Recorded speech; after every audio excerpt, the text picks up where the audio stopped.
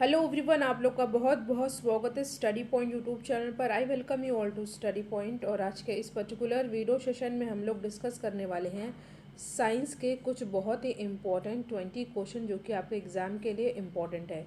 और ये question related होंगे फिज़िक्स के। तो फिज़िक्स के मोस्ट इम्पॉर्टेंट 20 क्वेश्चन को हम लोग डिस्कस करेंगे। इससे पहले साइंस में केमिस्ट्री के मोस्ट इम्पॉर्टेंट क्वेश्चन को डिस्कस किया गया है। दो वीडियो अपलोडेड हुए हैं जिसका लिंक डिस्क्रिप्शन बॉक्स में दिया हुआ है। तो चलिए हम लोग अपना आज का डिस्कशन स्टार्ट करते हैं। पहला क्वेश्चन है, रेटिना पर नेत्र द्वारा निर्मित प्रतिबिंब होता है, कैसा होता है ये होता है वास्तविक, उल्टा और छोटा।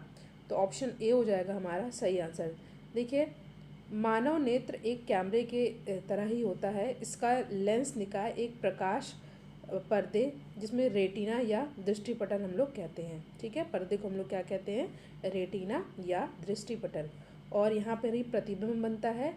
और रेटिना पर नेत्र द्वारा निर्मित जो प्रतिबिंब होता है वो वास्तविक होता है, उल्टा और छोटा बनता है।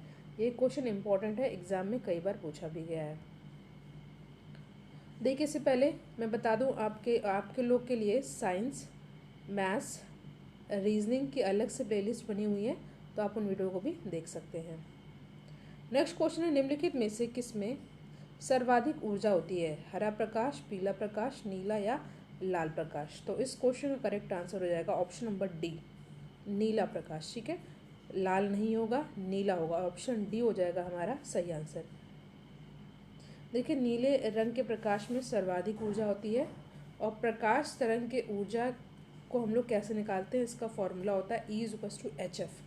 ठीक है, E=HF,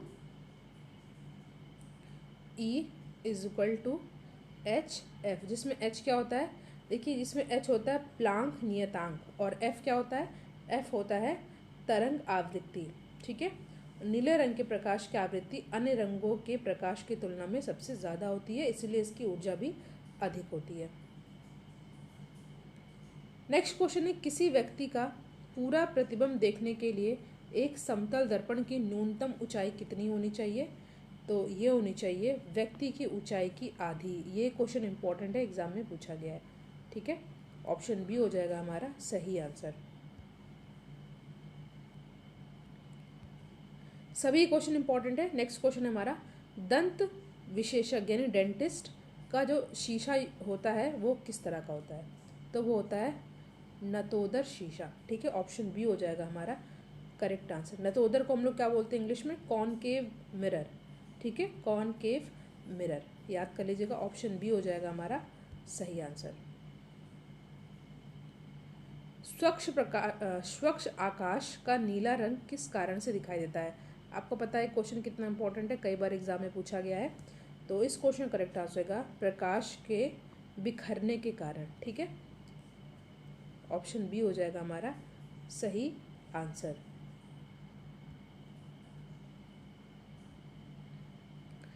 किसका सबसे अधिक अपवर्तनांक होता है? वायु, जल, हीरा और कांच? हीरा हो जाएगा हमारा सही आंसर। ठीक है, ऑप्शन सी हो जाएगा हमारा सही आंसर। किस रंग के प्रकाश की तरंग दैर्घ्य सबसे कम होती है? पीला, बैगनी, हरा और लाल? तो इस क्वेश्चन करेक्ट आंसर होगा बैगनी। ठीक है, लाल रंग की तरंग दैर्घ्य सबसे अधिक होती है। ठीक है, और जिसकी वैल्यू कितनी होती है? लाल रंग की यहाँ पे बात हो रही है, तो इसकी वैल्यू कितनी होती है?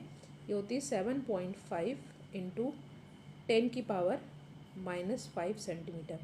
और बैगनी रंग की सबसे कम होती है, जिसकी वैल्यू क्या होती है? बैगनी का बता दे रही हूँ, बैगनी की होती है कितनी?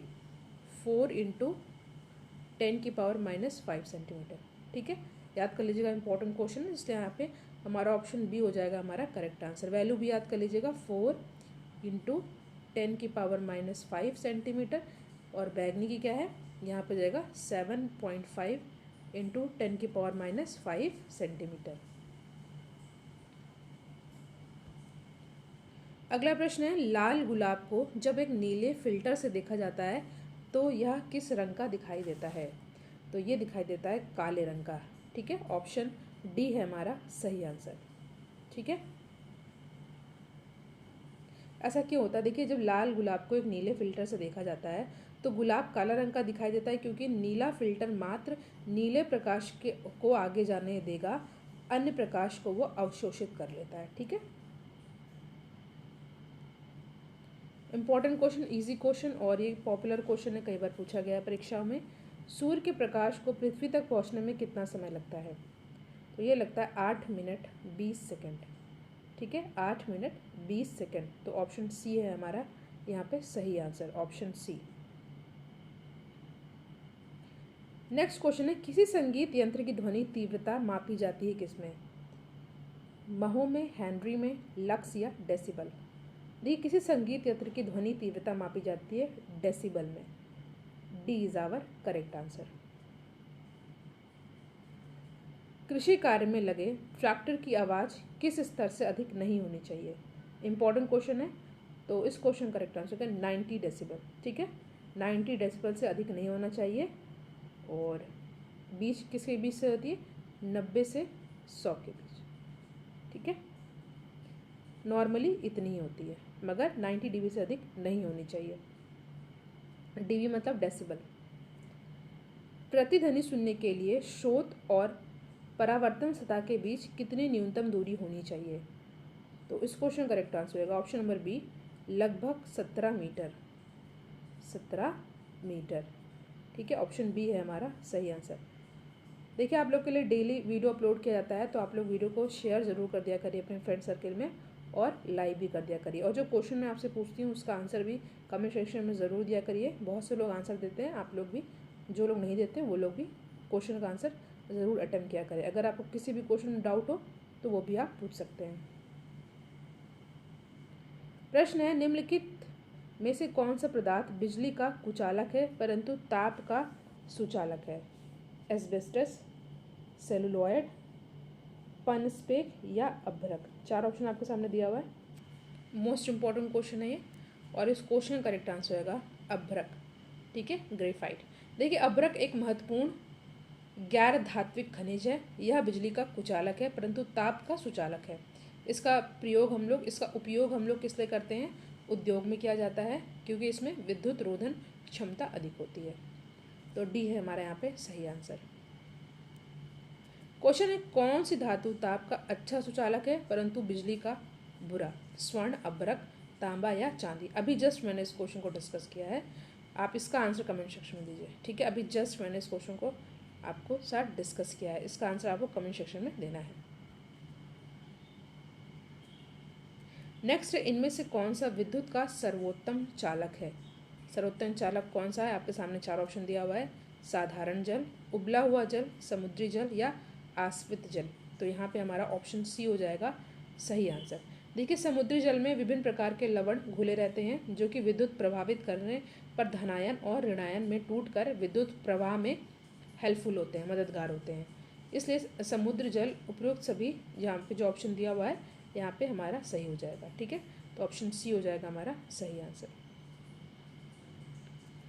भारत का प्रथम न्यूक्लियर रिएक्टर है ध्रुव, हर्षा, अप्सरा या Vipula? Important question and the correct answer is Apsara. ठीक है, ऑप्शन सी हो जाएगा हमारा सही आंसर। देखिए, भारत का प्रथम न्यूक्लियर रिएक्टर अप्सरा है, जिसका प्रारंभ अगस्त 1956 में मुंबई के पास में भाभा एटॉमिक रिसर्च सेंटर में हुआ था। ठीक है, बार्क में हुआ था, और यह है टाम्बरे में। ठीक है कहाँ पे है? मुंबई में टाम्बरे में है। इस रिएक्टर के डिज़ाइन किसने किया है? प्रसिद्ध भारतीय परमाणु वैज्ञानिक डॉक्टर होमी भाभा ने तैयार किया था। ठीक है, और ये पूरी तरह भारतीय इंजीनियर के सहयोग से निर्मित किया गया है। तो यहाँ पे हमारा ऑप्शन सी हो जाएगा सही आंसर। अगला प्रश्न है, भारत के प्रथम परमाणु रिएक्टर का नाम क्या है? जस्ट अभी हमने डिस्कस किया, अप्सरा, कामनी, उर्वशी या रोहिणी? तो यहाँ पे ऑप्शन ए हो जाएगा हमारा सही आंसर। ठीक है, 1956 में। कहाँ पे? टाम्बरे में। कहाँ पे? मुंबई में है। ठीक है, और रिसर्च सेंटर का नाम क्या है? Bhabha atomic research centre. Short form में उसे क्या बोलते हैं? BARC। ठीक है, भाभा एटॉमिक रिसर्च सेंटर। प्रश्न है, निम्नलिखित में से किसके प्रवाह के कारण एक इलेक्ट्रोलाइट के द्वारा इलेक्ट्रिक करंट पास करती है? मुक्त इलेक्ट्रॉन, धनात्मक और ऋणात्मक आयन, मुक्त इलेक्ट्रॉन या प्रोटॉन? तो यहाँ पे ऑप्शन हमारा बी हो जाएगा सही आंसर। ठीक है, option B is our correct answer. Question है,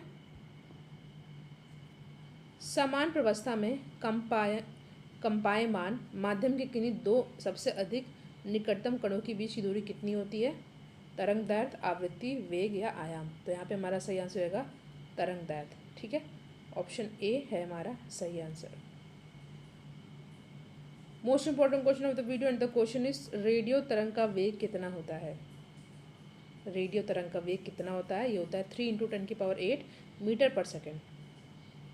ठीक है, और रेडियो तरंग का वेग प्रकाश की चाल के बराबर होता है, यानी कि प्रकाश का चाल का वेग भी इतना हो गया 3.3 × 10⁸ मीटर पर सेकेंड, और रेडियो तरंग का भी 3 × 10⁸ मीटर पर सेकेंड हो गया।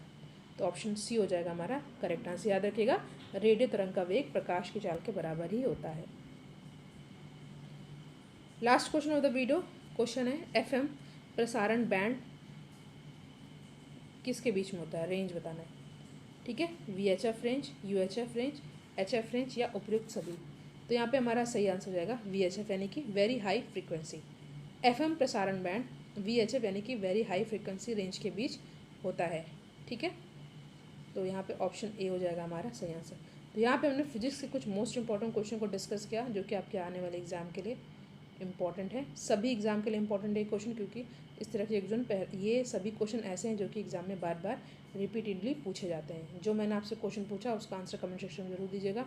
वीडियो को लाइक शेयर करना मत भूलिएगा। Thank you so much for watching. Thank you.